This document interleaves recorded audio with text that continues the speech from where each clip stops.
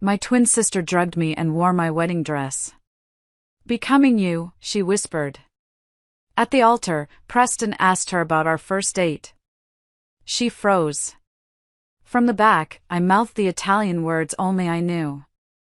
"Hello everyone. Thank you for being here with me today. Before I begin my story, I'd love to know which city you're joining us from. Please feel free to share in the comments. Now, let me take you into this story. My twin sister, Delia, started watching me differently right after I got engaged to Preston. It wasn't the kind of happy, shared excitement you'd expect. It was sharper, more focused, like she was studying a subject she needed to master. It was subtle at first, just a flicker in her eyes when she looked at my ring, a little too much intensity in her questions about the wedding plans. But I brushed it off. We were twins, we'd shared everything our whole lives, our room, our clothes, our secrets. Why wouldn't she be invested in this? The night Preston proposed was something out of a movie. He'd always had a flair for the romantic. He took me to the city's botanical gardens, to the exact spot under a huge, ancient oak tree where we'd had our third date.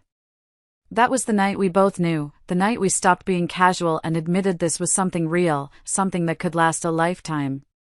He'd recreated the entire scene, right down to the checkered blanket and the basket with a bottle of wine and the slightly too salty crackers I loved. He'd even strung fairy lights up in the branches, making the whole clearing glow like a magical little world just for us. He didn't make a big speech. That wasn't his style.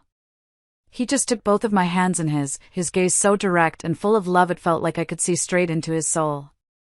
"Lorelei," he said, his voice a little shaky. "I used to think my life was full. I had a good job, good friends, but it was all black and white. You walked in, and you turned everything to color. I don't want to spend another day of my life without you being my wife." Of course, I said yes through a flood of happy tears. He slid the ring onto my finger, a simple, elegant solitaire that sparkled in the soft light. It was perfect. We cried, we kissed, we drank wine straight from the bottle like a couple of kids. It was, without a doubt, the happiest moment of my life up to that point. The following Sunday, we went to our parents' house for our weekly dinner, practically bursting with the news. My mom squealed with delight, pulling me into a tight hug and admiring the ring. My dad, a man of few words, gave Preston a rib-crushing hug and a firm handshake, slapping him on the back and saying, "Welcome to the family, son. You're a lucky man." Everything was wonderful, a perfect picture of family joy. And then there was Delia. She was quiet through all the initial excitement. When I finally turned to her, my hand outstretched to show her the ring, her face just crumpled. It wasn't a happy, sympathetic cry. It was a sharp, painful intake of breath, like she'd been punched in the gut, and then this ugly, shuddering sob tore out of her. She didn't even glance at the ring. Her eyes were fixed on my hand, on the symbol of my happiness, and it was as if I had physically wounded her. She abruptly pushed her chair back from the table, the legs screeching against the hardwood floor, and fled the room, leaving a stunned, deeply awkward silence in her wake. My mom sighed, a familiar, weary sound. "Oh, honey, just give her a minute. You know how she is. It's been a tough year for her." I did know. Delia had just been dumped again, by the fifth guy in less than 12 months. This one, a perfectly nice accountant named Mark, had told her she was too intense. It was a recurring theme. She'd had a string of bad luck, or bad choices, in love that seemed endless. Her life felt stalled while mine was accelerating. I had a job I loved in marketing, and a recent promotion to a senior management position had boosted my salary significantly. I had Preston. I understood she was hurting. I really did. It's just. I never thought my happiness would be the cause of her pain. Later that evening, I found her in her old childhood bedroom, sitting on the edge of the bed in the dark. The faint light from the hallway illuminated the dust motes dancing in the air. I sat down next to her, the mattress dipping with my weight. "Delia? Are you okay?" She wouldn't look at me. She just stared at my hand, which was resting on my lap. You have everything, Lorelei, she whispered, her voice thick and venomous. You always have. The good grades, the promotion, the perfect fiancé. It's not fair. That's not true, I said softly, trying to comfort her. Your time will come. You're wonderful. You just haven't met the right person yet. But the words felt hollow, even to me. Because in that moment, I saw something in the sliver of her eye that caught the light. It wasn't just sadness or jealousy. It was something colder, something calculating and hard.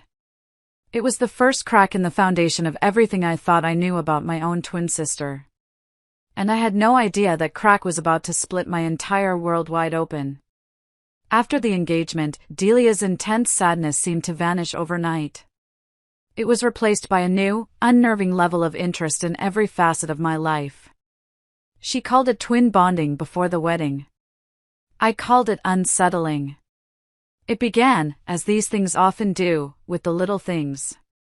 First, it was the haircut. I have always worn my hair in a long, layered bob with sun-kissed highlights, a style I'd kept for years. About a week after our disastrous family dinner, I went to meet Delia for lunch at our favorite cafe. I saw her sitting at a table by the window, her back to me, and for a disorienting second, I thought I was looking in a mirror. She cut her long, dark hair into the exact same style, right down to the shade and placement of the highlights. My heart did a little nervous flutter. Wow, Delia, your hair! I exclaimed as I slid into the booth, trying to arrange my face into an expression of pleasant surprise. She turned, and the smile she gave me was bright but felt rehearsed. It didn't quite reach her eyes. Do you like it? She asked, fluffing it with her fingers in a gesture that was so distinctly mine it made my skin crawl. I was inspired by you.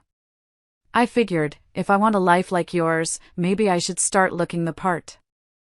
You always look so polished. A wave of guilt washed over me for being so weirded out. What was so wrong with my sister wanting to look like me? We were identical twins. People had been mixing us up our whole lives. Why did it feel so different now? So predatory? But it didn't stop with the hair. Her wardrobe began a complete metamorphosis. She started buying clothes from my favorite little boutique downtown, the one I thought was my secret. She'd show up to family events in outfits that were eerily similar to mine, the same style of jeans, the same brand of boots. It culminated at my aunt's summer barbecue, where we both walked in wearing the same floral sundress. My aunt laughed and said, "Goodness, I can't tell you two apart anymore." Delia just beamed, a look of pure triumph on her face. I forced a smile and spent the rest of the party feeling like an imposter in my own skin. I tried talking about it with my best friend, Chloe, over the phone one night. Am I going crazy, or is this weird? I asked, pacing my living room. She's copying everything about me. Chloe was practical. Look, Lori, she's your twin. And she's clearly miserable. Maybe this is just her weird way of trying to feel closer to you, to your happiness. It's probably a phase. Just ignore it. So I tried. But it was hard to ignore when Preston started mentioning it. Your sister really looks up to you, he said one night as we were getting ready for bed. She was asking me all about our relationship today. What kind of flowers I bought you for your birthday, where we went for our first anniversary. She said she's taking notes for when she finds the one dot. But it felt like more than taking notes. It felt like an interrogation. It felt like studying for a final exam. I'd catch her watching me when she thought I wasn't looking, her eyes tracing the way I held my coffee cup, the way I gestured when I talked. Then, one afternoon, the bottom dropped out of my stomach. I came home early from work and walked into the bathroom to find her standing in front of the mirror. She was practicing my smile. Not her smile. My smile. The slight head tilt I do, the way the corner of my lip quirks up when I'm being playful. Her face was contorting into expressions that belonged to me, and she was so intensely focused, she didn't even hear me come in. I stood there, frozen in the doorway, for a full minute before I backed away silently, my heart hammering against my ribs. This wasn't admiration. This was rehearsal. The guilt I'd been feeling was completely consumed by a cold, creeping dread. It felt like I was slowly being erased, replaced by a reflection that was getting more and more accurate every day. It was like watching a ghost learn how to be you, and I was the only one who seemed to see it happening. The creeping unease I was feeling curdled into genuine, heart-pounding fear about a month before the wedding. It was 2 o'clock in the morning on a Tuesday, and I was fast asleep when a sound from down the hall jolted me awake.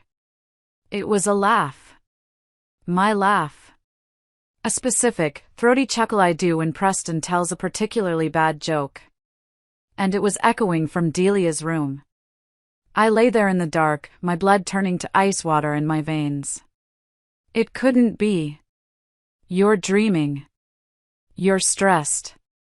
I crept out of bed, the floorboards cold beneath my bare feet, and tiptoed down the hallway, my heart pounding a frantic rhythm in my ears. Her door was cracked open just a sliver, a thin line of light spilling into the dark hall. I peeked inside. Delia was asleep, her face peaceful, but her phone was on her nightstand, plugged in and playing something on a loop. It was a recording of a phone call I'd had with Preston just the night before. I could hear myself laughing at one of his dumb jokes, followed by the murmur of his voice. Over and over again. My laugh, on repeat, in the dead of night. She had been recording my private phone calls. A wave of nausea washed over me, so intense I had to press a hand to my mouth. I backed away from the door, my mind reeling. This was a violation on a level I couldn't comprehend. I wanted to storm in there, to shake her awake and scream at her, but what would I even say? She'd just deny it, call me crazy, and my parents would probably believe her. So I did nothing. I retreated back to my bed and lay there, wide-eyed, until the sun came up, feeling more alone than I ever had in my life. I tried to push it down.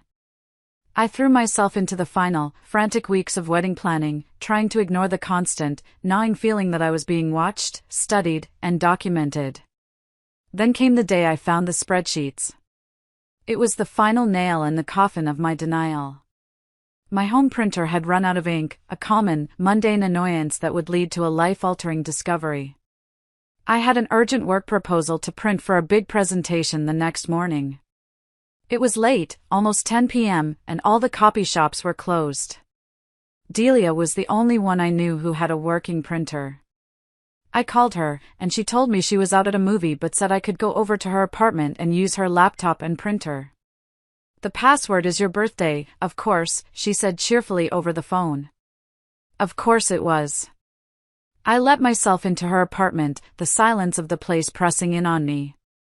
On her desk, her laptop was open. I navigated to my email to get the document, but my curiosity, now a raging, paranoid beast, got the better of me. My hand was shaking as I clicked on her documents folder. And there it was. A subfolder titled simply, L's Project. My initial. My heart stopped. My breath hitched. With a sense of impending doom, I clicked it open.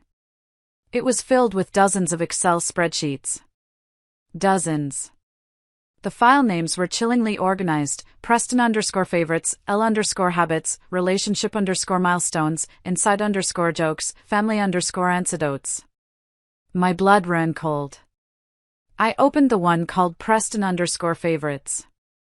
It was a meticulous, color-coded document that looked like a corporate financial report. His favorite meal, steak, medium rare, with garlic mashed potatoes, his favorite movie, The Shawshank Redemption, the brand of coffee he drank, Pete's, Major Dickinson's blend, the way he liked his shoulders rubbed after a long day at the office, firm, circular motions. It was all there. I clicked on another, L_habits. It listed the way I bite my lower lip when I'm nervous. The phrase, "oh, for goodness sake," that I use when I'm frustrated. My entire skincare routine, brand for brand, step by step. My irrational fear of spiders. My favorite flavor of ice cream. But the worst one, the one that made me feel physically ill, was titled Intimate_Details. It was coded in a glaring, violent red. It documented things I had only ever shared with Preston in our most private moments. Things about our life together, our hopes for the future, his fears about his career, that little birthmark on his inner thigh. She knew everything. Every single secret. This wasn't just an obsession. This was a blueprint. A business plan for a hostile takeover of my life. She wasn't just trying to be like me. She was building a version of me from scratch, piece by painstaking piece. I stood there in the silent, sterile apartment, staring at the glowing screen, the proposal for my work promotion completely forgotten. All I could think was that my sister wasn't just planning to attend my wedding. She was planning to steal my life. And I was staring at the instruction manual. Armed with this terrifying discovery, I knew I couldn't stay silent any longer. This wasn't a phase. This wasn't admiration. This was a calculated, deeply disturbing obsession, and my family absolutely had to see it for what it was. I took screenshots of the spreadsheets, my hands trembling so badly that the images were slightly blurred. I called an emergency family meeting for the next evening. My mom, my dad, and me. I told them Delia had to be there too. We all sat in the formal living room, the one reserved for holidays and bad news. The air was thick with a tense, expectant silence. I didn't waste any time. I laid it all out, my voice shaking with a mixture of fear and righteous anger. I told them about the haircut, the identical clothes, catching her practicing my smile in the mirror, the recorded phone calls in the middle of the night, and finally, the spreadsheets. I passed my phone around, showing them the pictures of the color-coded columns and chilling file names.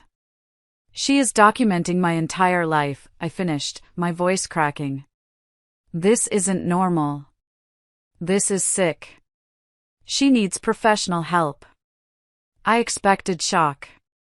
I expected horror. At the very least, I expected concern. Instead, I got pity. Not for me. For Delia. The moment I finished speaking, Delia burst into tears. It was a masterful, Oscar-worthy performance. Her shoulders shook, her face crumpled in on itself, and she wailed, a heartbreaking sound that immediately drew my parents' sympathy. "Why is she doing this to me?" she cried, her words muffled by her hands. "Why is she being so cruel?" She looked at our parents, her eyes wide and pleading, shimmering with tears.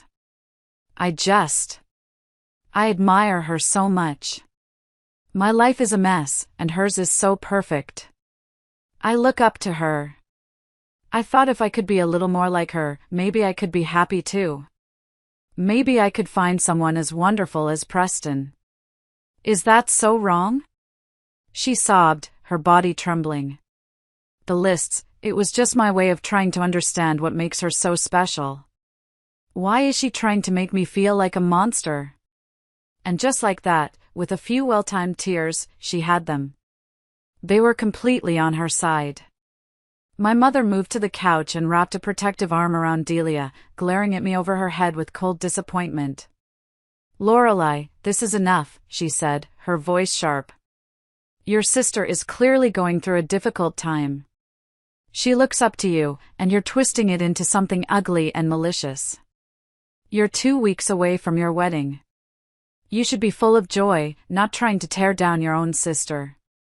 My dad chimed in, looking deeply uncomfortable but resolute. "You're stressed out, honey. All this wedding planning, it's getting to you. You're not thinking clearly. Frankly, you're turning into a bit of a bridezilla. We think it's best if you just apologize to Delia and we can all move past this." Apologize? I stared at them, my mouth agape. It felt like I was in a nightmare. They were looking at concrete evidence, at the cold, hard proof of a dangerous obsession, and they were actively choosing to see a stressed-out bride and a fragile, heartbroken sister. They saw the version of the story that was easier to digest. But the spreadsheets, I stammered, feeling my control slip. The recordings. Mom, Dad, that's not normal behavior. She's meticulous, she likes organizing things. You know how she is, my father said dismissively, his tone final. It's a bit weird, maybe, but she's not a stalker. End of discussion. I was left standing there, utterly and completely alone, wondering what the protocol was for when your twin sister was gaslighting your entire family and getting away with it. They didn't just fail to protect me, they took her side. They made me the villain of my own horror story. The meeting ended with them insisting, as a gesture of goodwill, that Delia remain my maid of honor. It would be a way to heal the rift I had supposedly created. I felt trapped, cornered by my own family. Arguing further would only make me look more unhinged, more like the bridezilla they accused me of being. So, with a cold knot of dread tightening in my stomach, I agreed. I had just handed my stalker a front row seat to the event she was planning to destroy. And our family had just given her the invitation. That night, I couldn't sleep. I lay in bed trying to do some simple wedding tasks, like addressing the last of the thank you note envelopes, but my hands were shaking too much. My own handwriting looked foreign and spidery. I kept messing up, my mind replaying my mother's disappointed face, my father's stern voice. I felt like a stranger in my own life, and the one person who was supposed to be my other half was the one pushing me out of it. Delia weaponized that maid of honor title immediately and with chilling efficiency. With the wedding just a week away, her impersonation efforts escalated from creepy to outright sabotage. She started showing up at my office, a charming smile on her face, telling my receptionist she was there to drop something off for me. Then she'd linger, chatting with my coworkers. My colleague, Brenda, a sweet woman in her late 50s, pulled me aside by the coffee machine a few days before the wedding.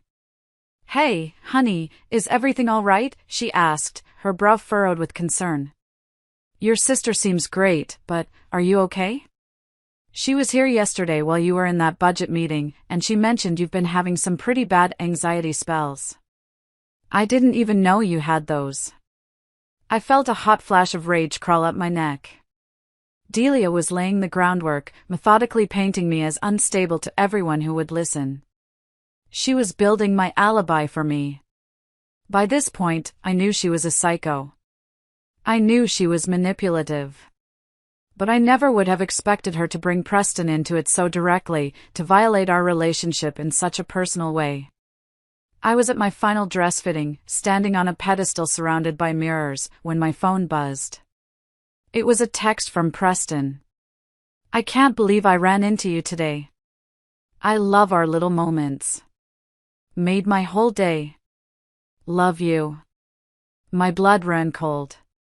The seamstress was pinning the hem of my gown, and I had to grip the sides of the pedestal to keep from swaying. I hadn't seen him.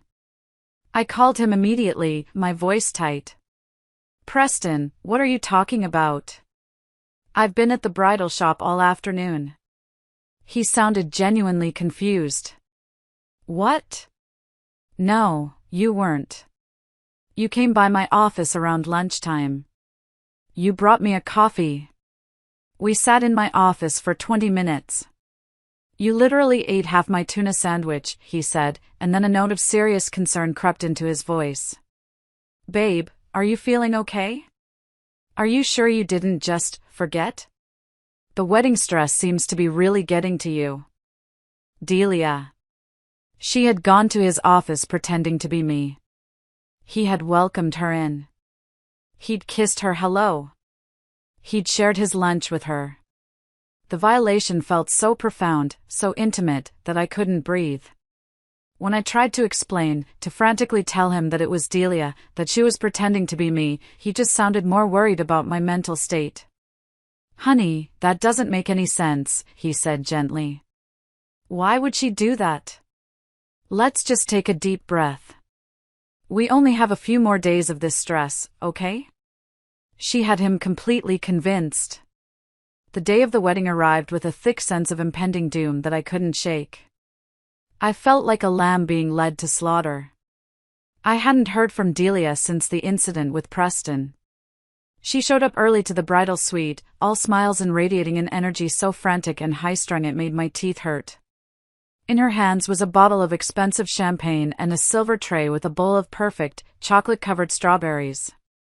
"For the beautiful bride," she chirped, popping the cork with a practiced flourish that sent it flying across the room. "We have to celebrate. And hydration is so important for the photos." My hands were shaking from nerves, but I noticed hers were too. A small, telling tremor. She poured 2 glasses and insisted on toasting. And then toasting again. And again. She kept refilling my glass the second I took a sip. "To the happy couple. To a beautiful future. To my wonderful, beautiful sister." The room started to tilt after the 3rd glass. My head felt fuzzy, my limbs heavy and disconnected. "Whoa," I slurred, putting a hand on the back of a chair to steady myself. "That champagne is a lot stronger than I thought." Delia rushed to my side, her face a perfect mask of feigned concern. "Here, sit down. You look pale. You probably haven't eaten enough." She guided me to the plush sofa in the middle of the room. The luxurious suite kept spinning, faster and faster, the edges of my vision blurring. Through that blurry haze, I saw her pull my wedding dress out of a large garment bag she'd brought with her. But my dress was already hanging in its protective sheath on the back of the door. This was a second, identical one. A decoy. What are you doing?" I tried to ask, but my tongue felt like a lead weight in my mouth, thick and useless. She looked at me, her fake smile gone, replaced by a calm, chilling certainty that was the most terrifying thing I had ever seen. "Becoming you," she said, her voice as steady and matter-of-fact as if she were telling me the weather. "I've practiced everything." She knelt beside me, her eyes glinting with a triumphant fire. "I know Preston's favorite positions. I know how he likes his eggs in the morning. I know about that little birthmark on his inner thigh. I know the story of how you two had to evacuate the restaurant on your first date because of a fire alarm. I know every detail, every secret. I know everything." She had done her homework.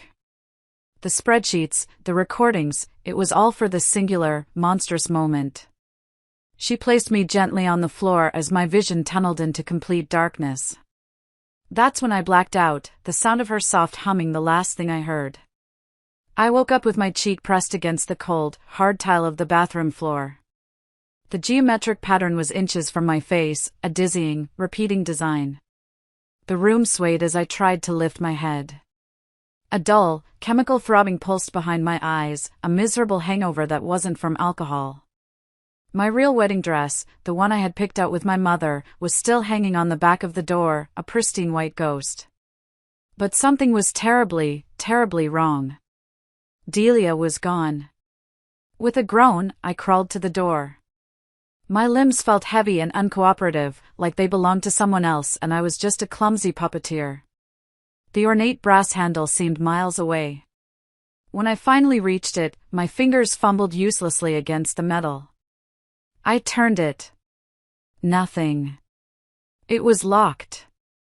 From the outside. Panic, cold and sharp as a shard of glass, cut through the chemical fog in my brain. I pressed my ear to the door. I heard voices in the main suite. My mother's bright, tinkling laugh. Preston's voice, deep and warm, saying my name. And then I heard Delia responding in my exact tone, using my inflections, my little verbal tics. "Oh, Mom, you're too much," she said, and I heard my own laugh follow. The clinking of champagne glasses again. They were celebrating with my imposter while I was locked in a bathroom, drugged and helpless. A surge of adrenaline propelled me to the toilet, and I forced my fingers down my throat, trying to expel the poison. Nothing came up but bitter, stringy bile. The drugs were already deep in my system. I stumbled to the sink and splashed cold water on my face, again and again, the shock of it a small, sharp anchor to reality. I drank directly from the faucet, gulping down the metallic-tasting water, trying to dilute whatever she'd given me. I had to think. I had to get out. The small bathroom window was painted shut, a relic of an old hotel renovation. It was sealed tight. I rummaged through my makeup bag, which lay discarded on the counter, my hands shaking uncontrollably. Lipstick, mascara, and then, my fingers closed around something hard and metal, a tiny pair of nail scissors from a travel manicure set.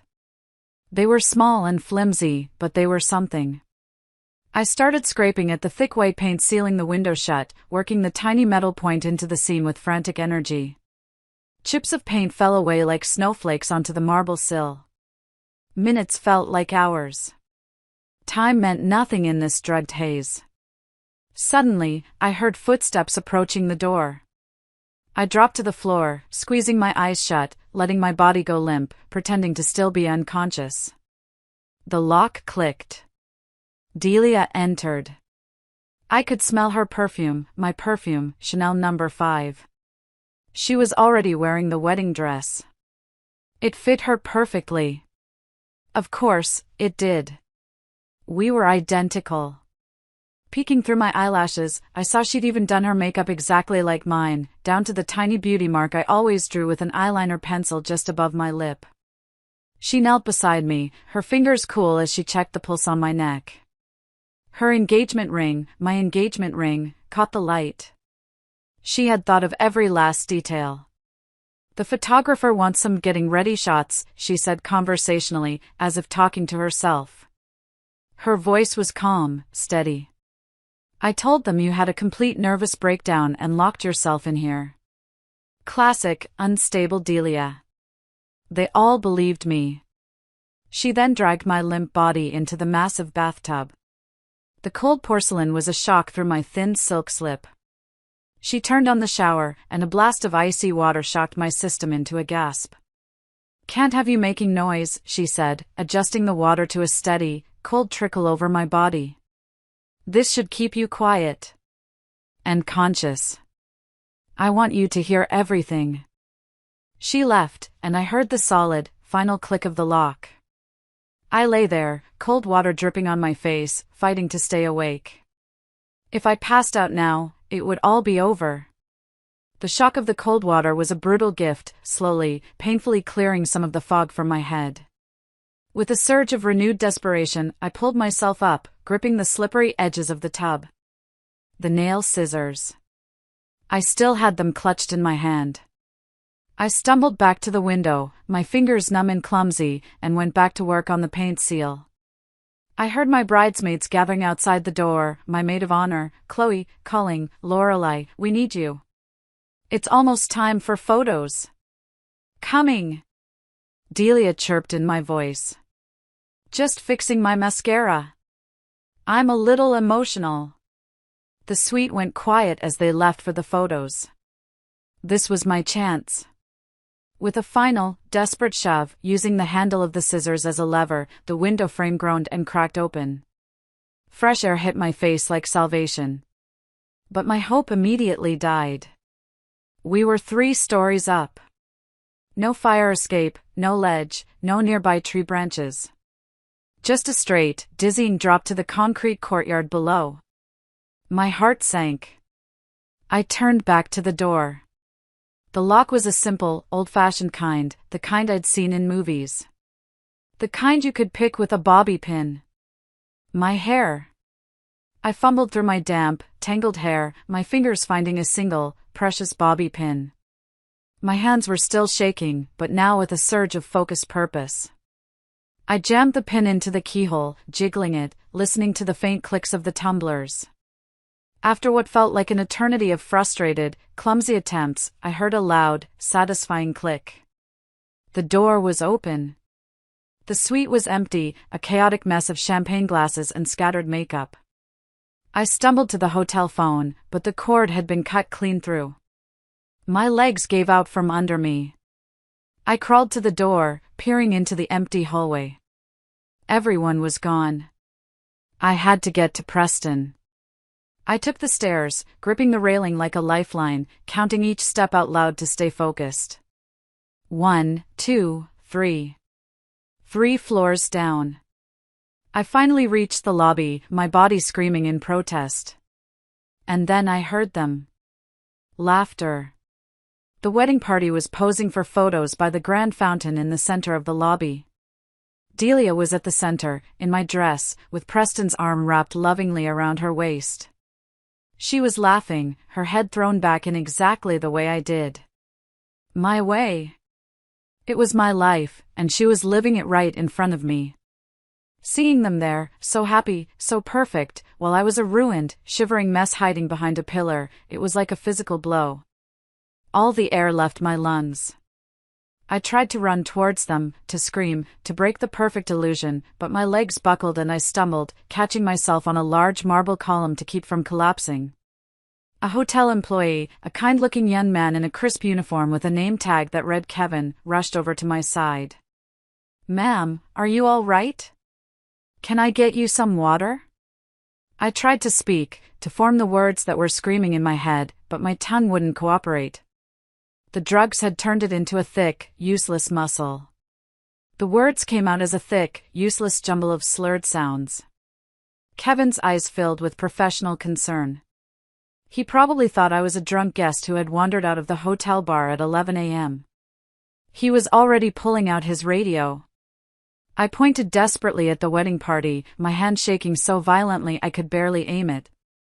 "That's not me," I managed to croak out, the words scraping my throat. He looked confused, his gaze following my finger. He saw a beautiful bride kissing her handsome groom for the photographer. He saw my bridesmaids, my friends, adjusting her train. He saw my own mother standing off to the side, dabbing at her eyes with a lace handkerchief. To him, it was a beautiful, picture-perfect wedding scene. To me, it was a horror show unfolding in real time. "Security to the lobby," he said into his radio, his voice calm and professional. "We have an intoxicated guest causing a disturbance. Please escort her to a quiet area." "No!" I shook my head frantically, trying to pull away, but my strength was completely gone. He caught me as my knees gave way, his grip firm but not unkind. "Let's get you somewhere safe, ma'am." Delia must have seen the commotion. She was an expert at sensing a threat to her performance. She whispered something to the photographer and then glided over in my dress, her face a perfect portrait of saintly concern. "Oh my goodness," she gasped, covering her mouth with her hand in a gesture of pure shock. She looked down at me, her eyes wide and full of a deep, practiced pity. "Delia, what are you doing? I told you not to come." The security guard, who had just arrived, looked between us, his brow furrowed in utter confusion. He saw two identical women, one in a pristine, $1,000 wedding gown, glowing and serene, the other in a soaking wet, semi-transparent slip, hair plastered to her head, makeup running down her face, clearly drugged and disheveled. "I'm so sorry," my sister continued, tears springing to her eyes on command. She turned to the guard, her voice trembling with emotion. "This is my sister, Delia. She's been having a very, very hard time with my engagement. We thought she was doing better. We didn't think she would do this." "No," I rasped, my voice barely a whisper. "I'm Lorelei. She's Delia." But even I could hear how insane it sounded. I was the one who looked like the crazy, jealous sister. Delia had laid the groundwork for weeks, painting me as unstable, and now, here was the dramatic, public proof. Preston approached, worry creasing his handsome forehead. This was my chance. He would know me. He had to. His heart would know. "Preston," I reached for him, my fingers brushing his sleeve. "Baby, it's me. Please, look at me." He took a small step back, a tiny, almost imperceptible movement, but it shattered the last fragment of hope inside me. Delia took his hand, playing the concerned, protective bride to perfection. "She's been doing this for weeks," she said softly, her voice pitched to sound exactly like mine when I was worried. "We tried to get her help. Remember I told you about her breaking into our apartment?" "The birthmark," I said desperately, the last bit of proof I could think of. "You have a birthmark on your thigh. A little one, shaped like a crescent moon." Preston's face flushed a deep red. Delia squeezed his hand, a gesture of comfort I recognized as my own. "She must have seen it when she was going through your things," Delia said, her voice laced with a deep, convincing sadness. "Remember, honey? When we found her sleeping in our bed that one time? She's not well." That had never happened. It was a complete and utter fabrication. But I saw Preston nodding slowly, his mind struggling, creating a false memory to make sense of the impossible, traumatic scene unfolding in front of him. They were all looking at me with pity now. My bridesmaids, my parents who had just arrived on the scene, and Preston. In their eyes, I was the unstable sister who had finally, tragically snapped at her twin's wedding. The security guard and Preston each took one of my arms, their grips gentle but inescapable, guiding me away from the lobby like a criminal. They brought me to a small, empty conference room off the main hallway. Delia followed, her face a perfect mask of sorrow and concern. She asked everyone to give us a moment alone. The guard hesitated, but she assured him, "I'll be fine. She's my sister. She won't hurt me." The moment the door closed, her mask dropped. The concern vanished, replaced by a cold, triumphant smirk that twisted her beautiful face, my face, into something ugly. "You should see yourself," she sneered, her voice dripping with contempt. "Pathetic." I lunged at her, fueled by a last, desperate surge of adrenaline, but in my drugged state, I was clumsy. She easily sidestepped me. I crashed into a stack of chairs, sending them toppling with a loud clatter that echoed in the small room. "They'll figure it out," I gasped from the floor, my breath coming in ragged pants. "You can't be me forever." She smoothed down the bodice of my dress. Her dress now. "Can't I?" she said, and then she smiled. My smile. And it was horrifyingly, chillingly perfect. The conference room door opened, and it was my mother. Her face was etched with worry, but her worried gaze wasn't for me. The daughter collapsed in a heap of chairs. It was for Delia, the perfect bride whose day was being disturbed.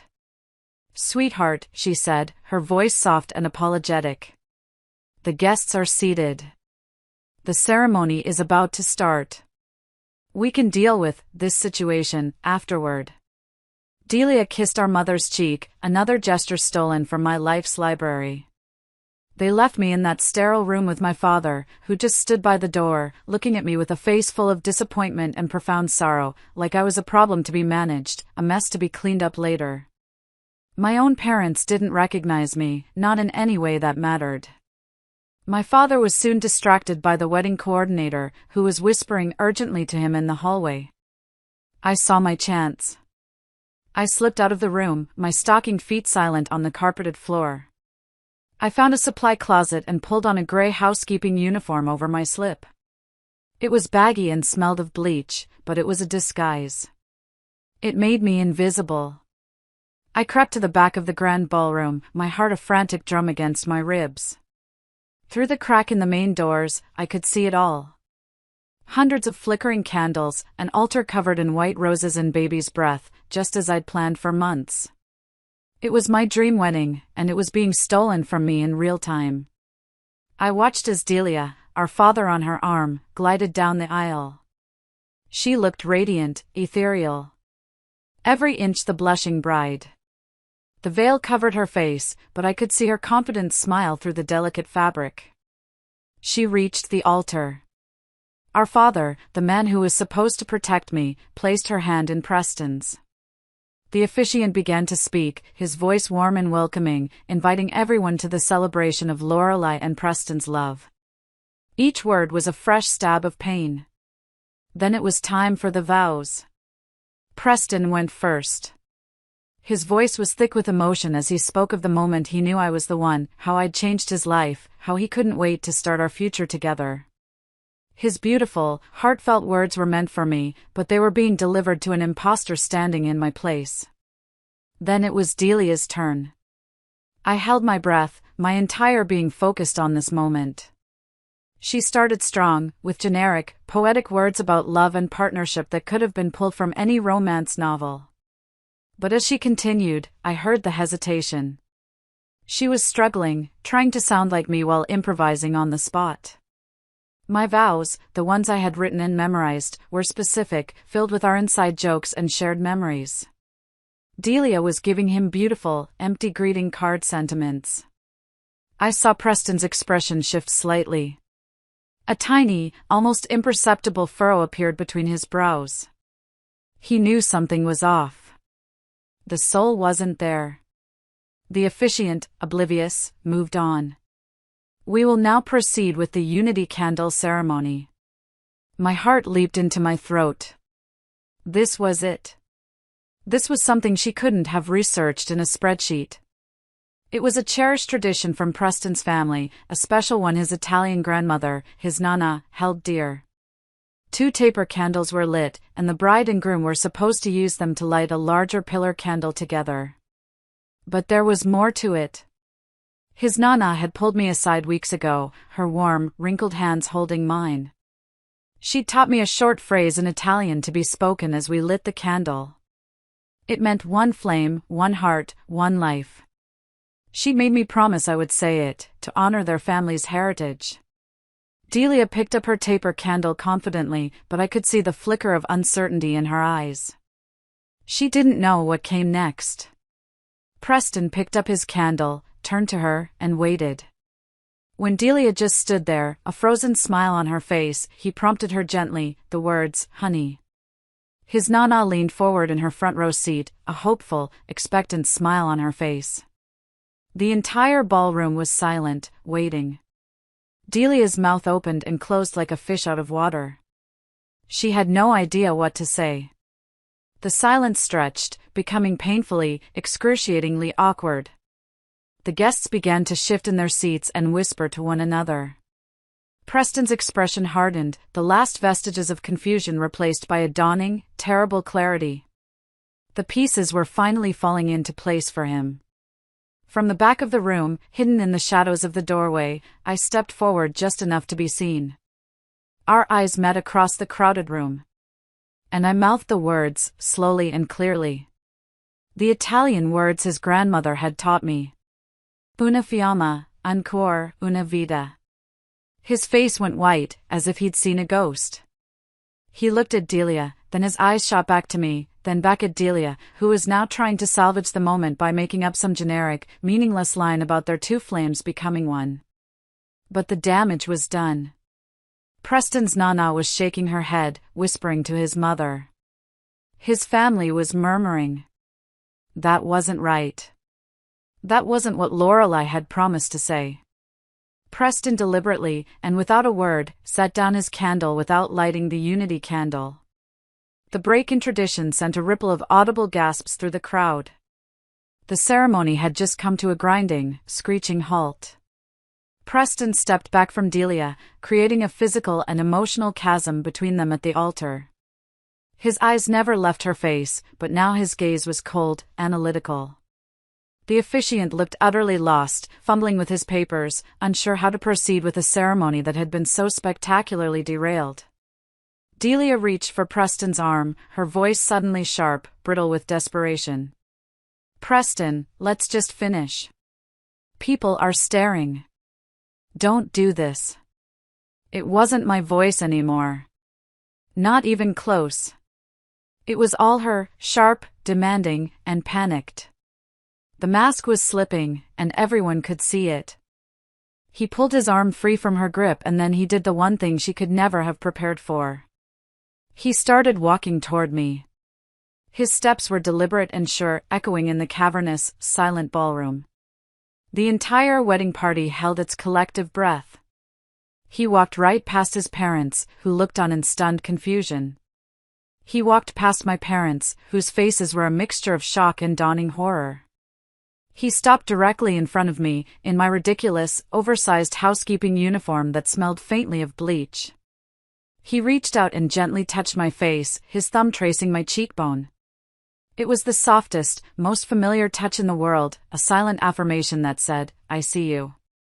I leaned into his hand, tears finally streaming down my face, not of sadness, but of overwhelming relief.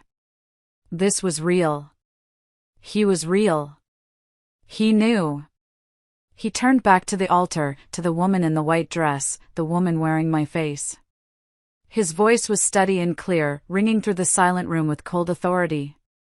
"Tell me something," he said. "Our first date, at the Italian place." The fire alarm went off halfway through dinner. What did we do while we were waiting in the parking lot for an hour? Delia's face went completely blank. It was a small, silly, perfect detail. It wasn't in any of my social media posts or the stories I'd told my family. It was just a moment between us, standing in the cold, a little drunk on cheap wine, sharing the basket of breadsticks we'd grabbed on the way out, laughing at the absurdity of it all. It was a memory that couldn't be researched, couldn't be found in a spreadsheet. It had to be lived. Her mouth worked, but no words came out. She didn't know. The silence was her confession. It was more damning than any accusation. Preston walked back to the officiant and spoke quietly into his ear. The officiant's eyes widened in shock. He nodded, then addressed the stunned crowd, his voice trembling slightly. "Ladies and gentlemen, due to unexpected and profound circumstances, this ceremony will need to be postponed." The ballroom erupted. Delia's composure finally, completely shattered. She let out a scream, a raw, animal sound of pure rage and defeat that clawed at the air. "Preston, no! You can't do this to me!" He ignored her, walking back to me and taking my hand, lacing his fingers through mine. And in that moment, as chaos swirled around us, I felt the world settle back onto its axis. "Lorelei!" Delia shrieked my name, my actual name, and the last piece of her elaborate deception crumbled into dust. In her panic, she had forgotten which role she was playing. My mother's face changed, the confusion and pity replaced by dawning, horrified understanding. She looked from me, held safely by Preston, to the raging woman in the wedding dress, and she finally saw the truth she had refused to see for weeks. Delia realized her mistake. She tried to backtrack, but it was too late. She ran to our parents, sobbing, pointing a trembling finger at me and crying about how I was ruining her wedding. "She's always been jealous of me. She's trying to ruin my life," she wailed. But the lie was broken. She made one last desperate, theatrical play. She yanked off the veil and threw it at me. "You stole my life," she screamed, the words making no sense to anyone but me. In her twisted reality, my happiness was a theft. She raged about unfairness, about always being second best. The beautiful, delicate wedding dress, my dress, tore at the seam with a sickening ripping sound as she gesticulated wildly. Security guards, alerted by the commotion, arrived and began to gently but firmly escort her from the ballroom. She fought them the entire way, a wildcat in white satin, still screaming, still insisting she was the real bride, the real Lorelei. If you're still listening to this, if you've made it this far with me, thank you. It means more than you know. If you could, please help me by liking this video and commenting with the number 1 down below. It just lets me know that you gave me a like, and it makes me feel like you're right here with me on this journey. Your support is a huge encouragement for me to keep going. Just comment with the number 1, and then listen as I tell you the rest of my story. The ballroom slowly emptied out, a strange, surreal exodus of confused guests and whispering family members. The wedding coordinator, a saint of a woman named Maria, was trying her best to manage the chaos, her face a pale mask of strained professionalism.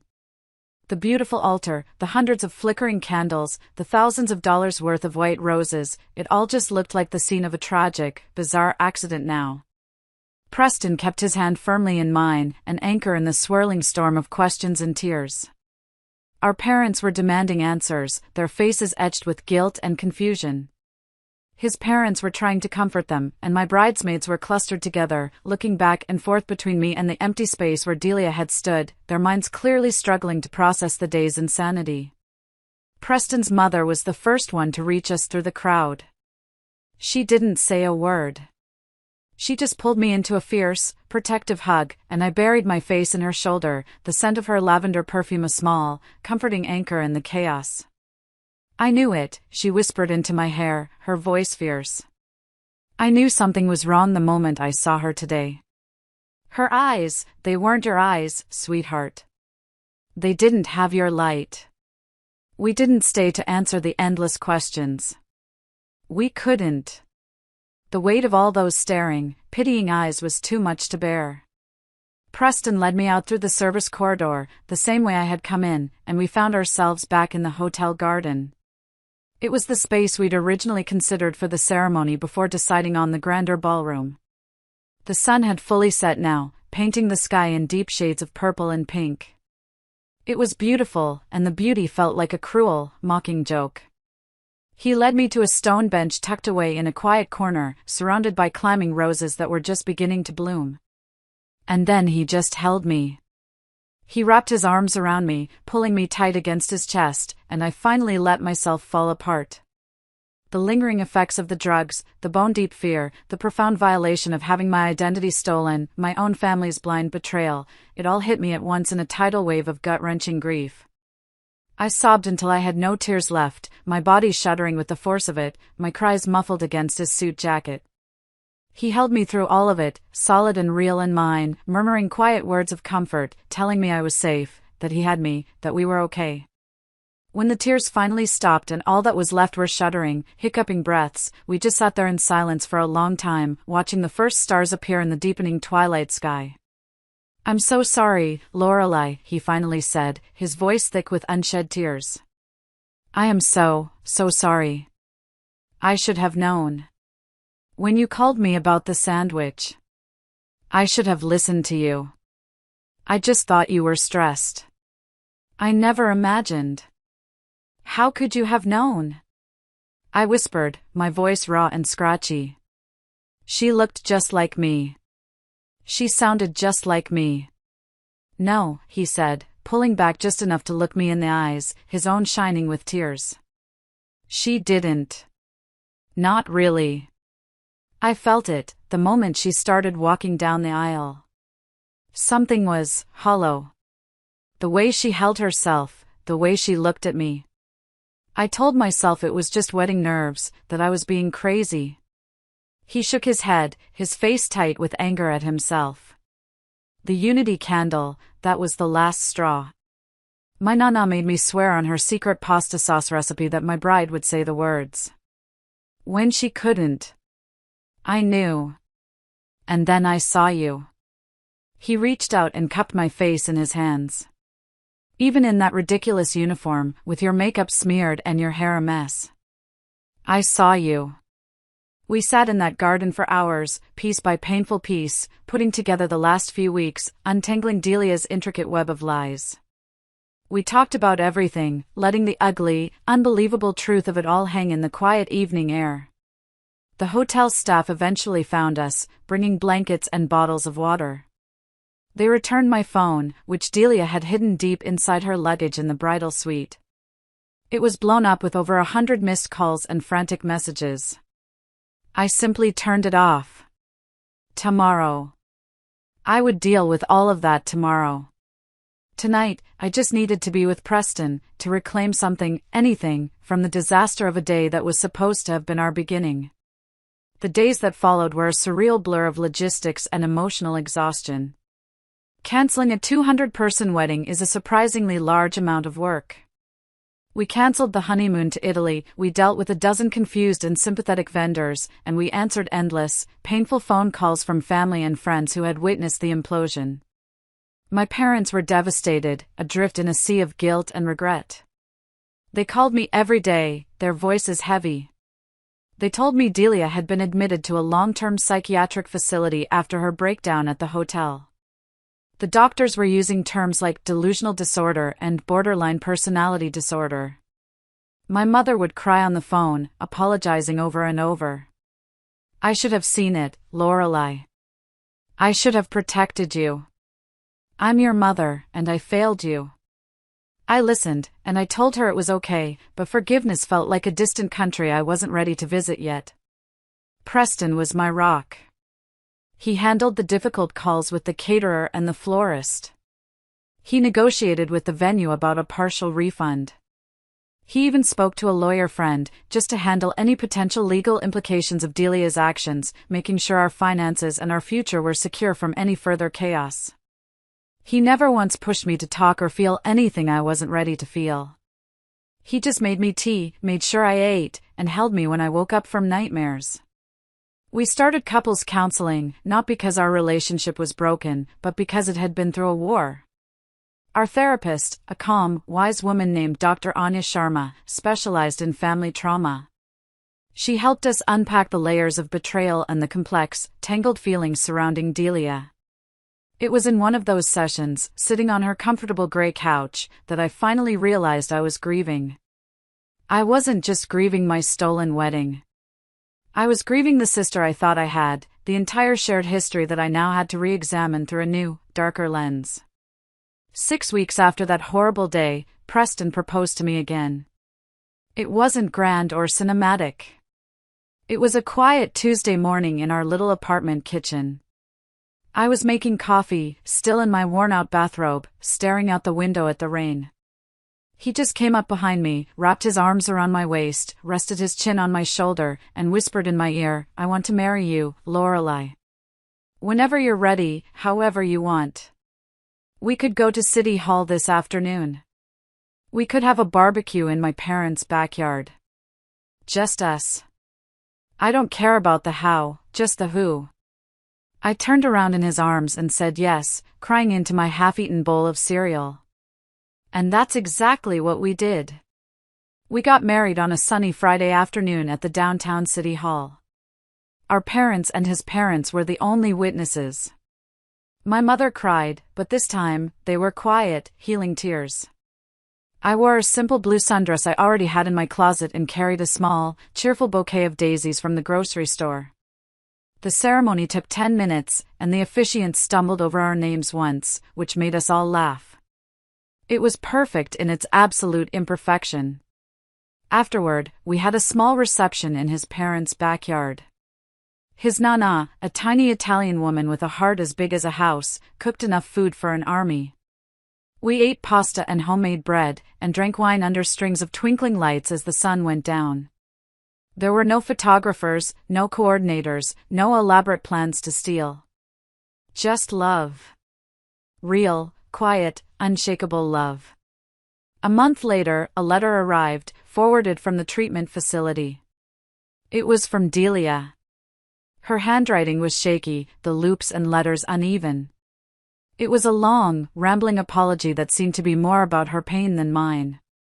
She wrote about feeling invisible next to me, about the unfairness of having identical faces but such different lives. I read it once, then filed it away in a box. I wasn't ready. Forgiveness, I was learning, wasn't required on anyone's timeline but my own. The first year of our marriage was about healing, but it was difficult to truly move on when our city was a minefield of memories. Every corner seemed to hold a ghost. The hotel where she drugged me, the boutique where she bought my clothes, the coffee shop where she'd sat and studied my mannerisms like a scientist with a specimen. The city itself felt haunted by her presence, by the life she had tried to usurp. So, on our 1-year anniversary, the anniversary of our quiet, real wedding, Preston and I made a decision over a celebratory dinner. We decided to move. Not across the country, just a couple of hours away, to a small, sleepy town by the coast where nobody knew our story. It was a chance for a fresh start, a chance to build a life that was entirely ours, with no history of Delia's shadow hanging over it. The move itself felt like a cleansing ritual. As we packed our belongings into cardboard boxes, I found the tiny nail scissors I'd used to escape the bathroom and the faded gray housekeeping uniform I'd worn. For a moment, my breath caught in my throat. But then I looked at them, really looked at them, and realized they were just objects. They no longer had any power over me. I threw them in the trash. Our new apartment was smaller than our old one, but it was brighter, with a big balcony that overlooked the ocean. The air smelled of salt and freedom. Our new neighbors knew us as just another young married couple, the Millers. The anonymity felt like a gift. No sympathetic, pitying looks at the grocery store. No whispered gossip at the post office. Just normal. I started running, something I'd never done before. Every morning, I'd lace up my sneakers and run along the coastline, the rhythmic pounding of my feet on the pavement a kind of meditation, a way to process the lingering anxiety that sometimes still surfaced in quiet moments. Life settled into a new, peaceful rhythm. My work let me go remote. Preston found a great job at a local firm, and we spent our weekends exploring tide pools and walking on the beach. Another letter from Delia arrived a few months after we moved, forwarded from our old address. This one was different. It was shorter, the handwriting steadier. It was less about her pain and more about my experience. It said, simply, "I am sorry for the pain and terror I caused you. I understand now that your happiness was not something stolen from me, it was something you built. I hope one day you can heal from what I did." Progress, I thought. I tucked it away with the first one. I was still not ready to respond, but for the first time, I didn't feel angry at its existence. I just felt quiet. And that's where we are now. It's been 3 years since the wedding that wasn't. My parents say Delia is doing much better. She's in outpatient treatment now, living in a supervised group home. They say she wants to see me, to apologize in person. I told them maybe someday. But not yet. Her journey of healing and my journey of healing are two separate paths. Maybe they'll intersect again someday. Maybe they won't. Just last night, Preston found me sitting on our balcony, wrapped in a blanket, watching the sunset paint the sky over the water. He came out with 2 steaming mugs of tea and sat down next to me, not saying a word. He's learned to read my moods over the years, the particular stillness that means I'm thinking about her. We sat there in the comfortable silence, listening to the waves crash on the shore, just existing in the quiet, beautiful life we built from the wreckage of our original plans. It isn't the grand fairy tale I once imagined for myself. But it's ours. It's real, it's imperfect, and it's absolutely, positively impossible to steal. Thank you so much for listening to my story. It means the world to me that you stayed until the end. If you've ever dealt with a difficult or toxic family situation, please know you're not alone and your feelings are valid. Feel free to share your thoughts in the comments below, and please, take care of yourselves and each other.